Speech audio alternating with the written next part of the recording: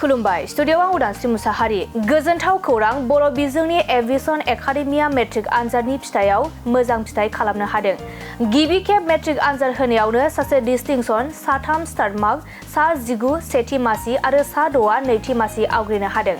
नोंगौ तामुलपुर जिल्लानि नावकाटा सगाव थानाय एभिएसन एकाडेमिनि गिबि सिरिनि फरायसा फरायसुलिफोरनि देग्लायनि मेट्रिक आनजाद होनायनि बे फिथाइखौ लानानै फरायसालिया गोजोननाय फोरमायदों। फरायसालिनि सामलाय आफाद आरो फोरोंगिरि बिथांमोना फोरमायनाय बायदिब्ला एभिएसन एकाडेमिया बे खेबाव 100% उथ्रिसारनो हानायखौ गोजोननाय फोरमायदों। बेनि अनगायैबो फोरमायदों दि 2026-27 सोलोंथाइ बोसोरनि थाखाय बिथराय थाखोनिफ्राय थाखो 9 सिम बर' बिजोंजों मुं थिसननाया सोलिगासिनो। बेनि अनगायैबो थाखो 10 आरिमु आरो बिगियान आयदायाव बर', असमिया आरो इंराजि बिजोङाव मुं थिसननो थाखाय खाबु लानानै फैदों एभिएसन एकाडेमिया। मख'नो गोनांदि देग्लायनिफ्राय एभिएसन एकाडेमि नावकाटा तामुलपुराव इन्टिग्रेटेड साइन्स स्ट्रिम आरो फरायसालियाव थानानै मख'नो गोनांदि देग्लायनिफ्राय एभिएसन एकाडेमि नावकाटा तामुलपुराव integrated science stream JEE NEET आरो फरायसालियाव थानानै फरायनो हानाय खाबुखौ लानानै फैदों। फरायसाफोरनि गोग्गो सोलोंथाइ होनायनि थांखिजों एभिएसन एकाडेमिया रोंगौथि गोनां फोरोंगिरि IIT बम्बेनिफ्राय BTech ग्रेजुवेट खालामनाय आरो IIT गुवाहाटीनिफ्राय BTech ग्रेजुवेट खालामनाय आरो गुबुन गुबुन कलेजफोराव फोरोंनाय फोरोंगिरि बिथांमोना फोरोंथाइ होगोन होननानै फोरमायदों। गिबियावनो बयनिसिमबो सानजौफुनि गाहाम हामलायनाय जासिबाय। दिनै थारैनो खोब गोजोननाय मोनदों जों एभिएसन एकाडेमिनि जानानै खोब गोजोननायखौ मोनदों आरो बे गोजोननायखौ दिनै जोङो नोंथांमोननि सेराव जों फोरमायनो नाजादों। दा एभिएसन एकाडेमि हिसाबै देग्लाय जोंहा फार्स्ट बेट्समोन आरो बे फार्स्ट बेट्सआव जोंहा गासै 30 फरायसा आरो फरायसुलिफोरा दङमोन। दा बेनिनो सासे फरायसुलिया डिस्टिंक्शन मोननानै पास खालामनो हादों। थारैनो बिथांखौ लानानै जोङो जोबोद गोजोननाय मोनदों आरो बेनि उनावहाय जोंहा स्टार मार्क हिसाबै 3 फरायसा बिथांमोना मोननो हादों आरो बेनि उनाव गासै 19 जन फरायसा फरायसुलि बिथांमोना फार्स्ट डिभिजनखौ मोननो हादों। थामहिनबा फार्स्ट डिभिजन हिसाबै गासै स्टार आरो डिस्टिंक्शनखौ लाफानानै गासै 23 फरायसा फरायसुलि बिथांमोना बे फार्स्ट डिभिजन मासिखौ आवग्रिनो हादों आरो बेनिनो 6 फरायसा फरायसुलि बिथांमोना नैथि मासि लानानै उथ्रिसारनो हादों आरो थामथि मासि हिसाबै जोंहा गैया, थामहिनबा 0।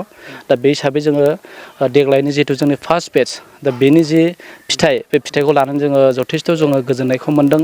जथेस्थ' जोङो खस्थ' खालामदोंमोन आरो जोंनि फोरोंगिरिफोर जोंनि जेमानखिनि दङ स्टाफनिफ्राय लानानै दा बिथांमोना खोब गोब्राबै नाजादोंमोन। फरायसा फरायसुलि बिथांमोनखौ खोब खस्थ'यै नायदोंमोन। दा बिथांमोना माखौ रोंदों माखौ रोङाखै दा बेखौ नायफिन नायनानै बिथांमोननो जि दिनैनि रिजाल्ट बे रिजाल्टआ बेसिम सफैदो होननानै जोङो बेखौ बुंनो हायो। दा बेनिखायनो दिनैनि जि रिजाल्ट फोसावनाय बे फोसावनायनि गुदियावनो दं जोंनि फोरोंगिरि बिथांमोन। हयथ' फोरोंगिरि बिथांमोना दिनै खस्थ' खालामामोनब्ला दिनै फार्स्ट बेच हिसाबै जों बेबायदि फिथाइखौ मोननो हानाय नङामोन। दा बेनिखायनो जोङो फोरोंगिरिजों लोगोसे जोंनि जेमानखिनि फरायसा फरायसुलि बिथांमोन दङ दा बिथांमोनखौ जोङो साबायखर बावनो जोङो नाजागोन दिनैनि समाव। मा बुंगोन जिहेतु नोंथांमोननि जे बर' बिजोंनि जे फरायसालियाव बेहाय माबोरै अनसायनाय मोनदों जिहेतु नोंथांमोना गामि ओनसोलाव जिहेतु नोंथांमोननि फरायसालिया जिहेतु दायो दङ माबोरै मोनदों? बेखौ जोङो नायनो थाङोब्ला जोंनि एरिया हिसाबै जिहेतु जोंनि एरिया नावकाटा आरो जोंनि फरायसालियाबो बेयावनो गायसनजानाय। जोंनि फरायसालिया दिनै बोसोरनैयाव आगान होबाय।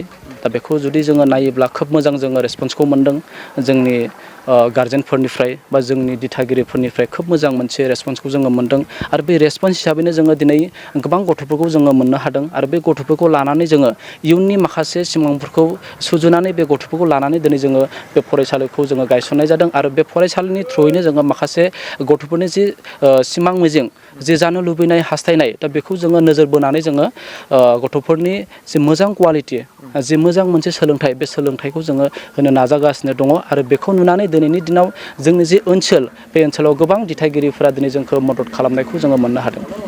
मा बुंगोन जिहेतु नोंथांमोननि फरायसालियाव जिहेतु बेसेबां क्लासनिफ्राय जिहेतु दङ दायो क्लास हिसाबै जोङो क्लास 6निफ्राय क्लास 12सिम जोङो लानाय जादों। थामहिनबा जोंहा सिनियर सेकेन्डारि स्कुल बेबो जों दङ। दा बे हिसाबै जोंहा आर्ट्सनि दङ, जोङो साइन्सनिखौ लाथ'नाय जायाखै। दा गिबि हिसाबै जोङो आर्ट्सखौ लादोंमोन, नाथाय देग्लाय जोङो साइन्सखौबो जोङो लाफानायनि बाथ्राखौ जोङो सावरायबाय आरो जोङो बे समावहाय साइन्सखौबो जोङो लाफागोन। देग्लाय जोङो साइन्सनि एडमिसन होगोन। दा बेनिखायनो आङो बुंनो सानगोन जे जायफोर फरायसुलि बिथांमोना साइन्सआव लानानै मोजां सोलोंथाइ लानो गोसो गुदुं जानानै दङ दा बिथांमोना फैनानै एडमिसन लानो हागोन आरो एडमिसन लानानै गावनि जि रोंगौथि बे रोंगौथिखौ दिन्थिनो हागोन। नोंथांमोना दायो बेसेबांसो फरायसाफोर दङ नोंथांमोननि फरायसालियाव? जोंनाव दा नायोब्ला 150नि बारा जोंहा फरायसालि दङ आरो नैबे मोनसेखौ दिनै जोङो बुंगोन जे जोङो जिहेथु साइन्स आयदाखौ जोङो देग्लाय लागोन दा बे हिसाबै जोङो माखासे जोंनि गुन गोनां जों फोरोंगिरिफोरखौ जोङो लाबोखानाय जाबाय अलरेडि जोंहा बिटेक खालामनाय दङ एमटेक खालामनाय दङ दा बेबायदि फोरोंगिरिफोरखौ देग्लाय जोङो लाबोदों आरो अलरेडि जोंजों बिथांमोना दंफाखायो जोंनिनो फंबाय जानाय जों एखे लोगो थाबोनाय दा बिथांमोना जोंखौ सापर्ट खालामदों आरो बिथांमोना जोंनो खोथा होदों जे बिथांमोना जोंजों थाफानानै जेमानखिनि हायो जोंखौ सापर्ट खालामगोन जोंजों थानानै गथ'फोरखौ फोरोंगोन आरो बे समाव जोङो गथ'फोरनो जोङो डेम' क्लास जोङो होनाय जागासिनो दङ दा बिथांमोना दिनै फैनानै क्लास लाफैदों फोरोंफैदों गथ'फोरजों इन्टारेक्सन खालामदों आरो गथ'फोरा जथेस्थ' गोजोननायखौ फोरमायदों।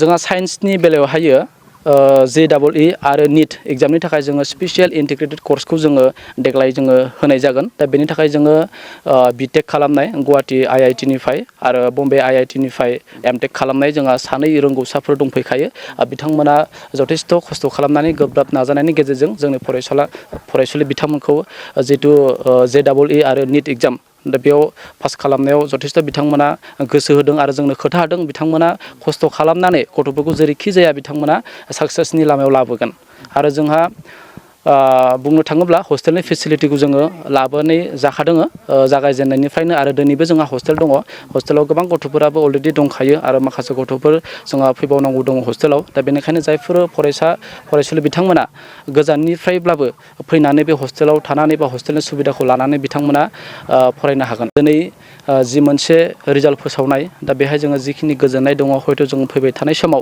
बेनिख्रुइ साबसिन जोङो रिजाल्टखौ जोङो दिहुननो नाजागोन साबसिन जोङो खामानि मावनो नाजागोन जोंनि जेमानखिनि स्टाफ दङ जेमानखिनि फोरोंगिरिफोर दङ बिथांमोनजों जोङो लोगो जानानै बिथांमोनखौ जोङो सावरायलायनानै जे गथ'फोरखौ बेनिख्रुइ माबायदि साबसिन जोङो रिजाल्ट खालामनो हायो बेनि थाखाय जोङो सावरायनानै बे खामानिखौ जोङो मावनाय जागोन। निस्सय जों आसा खालामदों देग्लाय जिखिनि मोनसे रिजाल्ट ओंखारबाय बेनिख्रुइ साबसिन नेक्स्टआव जोङो रिजाल्टखौ दिहुननो हागोन।